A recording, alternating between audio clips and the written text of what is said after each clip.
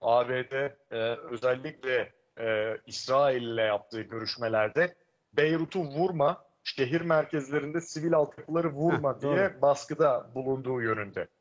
Şimdi şurada kafamızda tabii şu soru işareti oluşuyor. Acaba Kirby'nin dün bize gazetecilere söylediği buradan topyekün bir savaş çıkmaz, savaş buradan büyümez, abartıyorsunuz bu tahminlerinizde demesi, e, İsrail'e yaptıkları Beyrut'u vurma, sivil altyapıyı vurma baskısının telkinlerinin dinleneceğini düşündüğü için miydi? Ondan emin değilim. Çünkü şayet o değerlendirme tamam biz İsrail'e Beyrut'u vurma dedik. Beyrut'u vurmazsa da bu iş daha büyük bir savaşa dönüşmez diye düşünüp bize onu söylediyse iş o zaman açıkçası bölge halkları için kötü. Ama yok ne olursa olsun buradan bir savaş çıkmaz. Biz diğer tarafla da konuştuk. Yani Nisan ayındaki o zaman da çok konuşmuştuk hatırlarsan Coşkun Başbuğ. Doğru. Yani İran bir tane bir İsrail vurmuştu, bir İran vurmuştu. Ondan sonra orada kapatılmıştı bu. Tatlıya bağlanmıştı neredeyse. Öyle bir şey mi bekliyorlar? Tabii onu da görmek lazım. Hizbullah'ın cevabı ne olacak? Ama ABD özellikle cumartesiden bu yana çok alttan alan bir şekilde ilerliyor. O da sürpriz değil tabii. Yani seçimlere burada artık 97-98 gün kalmış.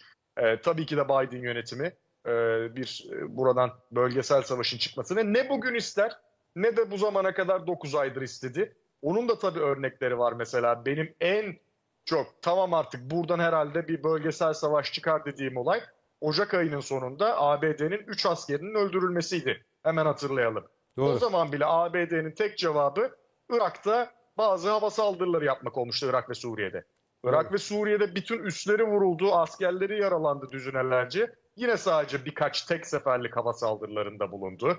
Yemen'de yüzlerce saldırı gerçekleşti orada. Her gün söylüyorlar. Yine orada yükseltmiyorlar. Yani burada bir siyasi irade var. Onu net olarak söyleyeyim. Washington'da siyasi irade bölgede savaş görmek istemiyorum diyor. Yunus. Pentagon ne diyor diye bakarsak Pentagon'un aslında bu zamana kadar özellikle Yemen'de, özellikle Yemen, Suriye ve Irak'ta çok daha sert bir tepki göstermek istediğini biliyorum bilgi olarak. Ama siyasi irade baskılıyor bu konuda, dizginliyor. Göksu bir soru sorabilir miyim? Şunu önemli bir yer. Yunus az önce çizdiğin Amerika doğru Amerika. Yani savaşın yayılmasını istemeyen bir Amerika tablosu var. Ama ben bu son birkaç haftadır o iradede bir sapma görüyor gibiyim. Katılır mısın bilmem. Şunu ekleyeyim mi o zaman Coşkun Başbuğ'un sorusuna tam seninle paralel bir şey. Donald Trump hep şunu söylüyor ya ben seçilmezsem 3. Dünya Savaşı çıkar. Dünyayı bir felaket bekler diyor. Sanki İsrail Trump'a haklı çıkarırcasına mevzuyu sanki daha da büyütüyormuş gibi bir izlenim var. Cumhuriyetçilerin tavrını merak ediyorum. Yani Cumhuriyetçiler özellikle Hizbullah konusunda ne söylüyor, Lübnan hakkında ne söylüyor ve Trump yanlısı medya neler anlatıyor? Şimdi bu konunun ABD'de bunu dün de söylemiştim.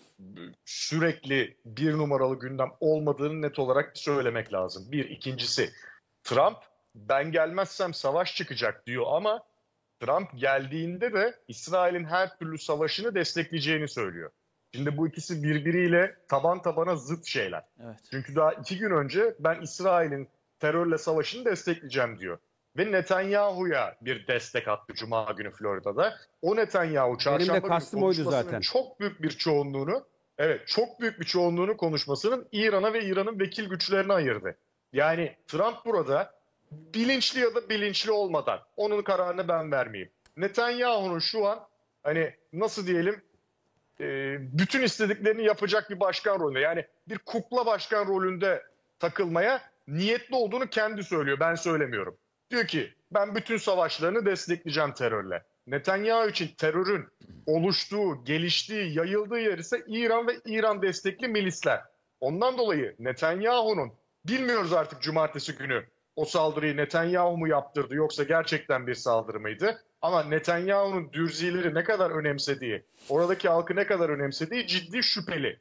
Buna rağmen müthiş bir fırsat oluştu ve Beyrut'a bir hava saldırısı yapabilmeyi göze aldı. Beyrut, şunu da söylemek lazım yani bir ülkenin başkenti. Daha önce bunu Şam'da da yaptı Nisan'da. Şuna dikkat edelim lütfen.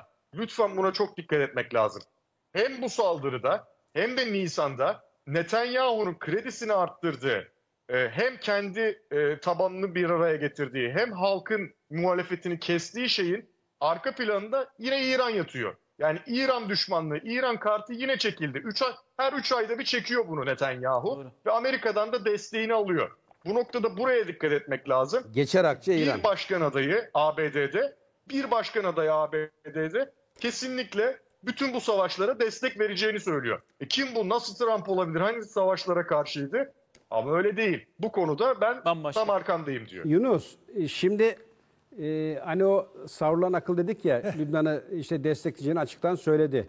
Ve şu ana kadar da süreçte bana göre o desteği esirgemiş değil.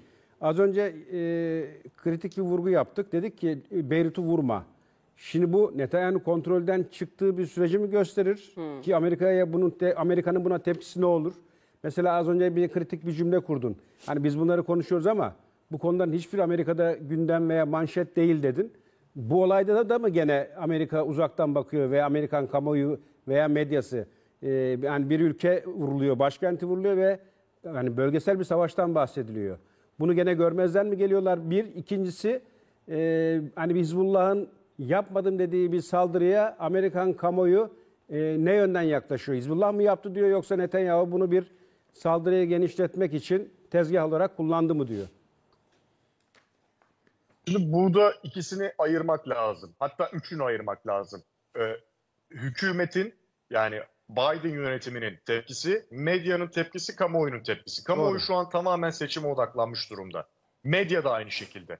Şu an medyada evet, ben bir şöyle baktığımda şu an birinci sırada işleniyor ama akşamına göreceksiniz tekrardan normal bir şekilde seçim programına geri dönecekler. Şimdi bir ülkede seçime 95-96 gün, 97 gün kalmışken yayınlarda seçim yayınları yapılması yadırganacak tuhaf bir şey değil. Normal bir şey. Her ülkede bu olur. Ama yönetimin özellikle bugün 2 tane basın toplantısı varken hem Dışişleri hem de Beyaz Saray hiçbir şey söylemeden şu an çok yeni yorum yapmayacağız demesi bunu çok üzerine gitmediklerini, çok tepinmediklerini gösteriyor. İlk soruya gelince de Coşkun Başbuğ, hatırlarsan ben özellikle hani risk alıp şu değerlendirmeleri çok yapmıştım bu yılın başında. Netanyahu Amerika'nın dizginlerinden çıktı.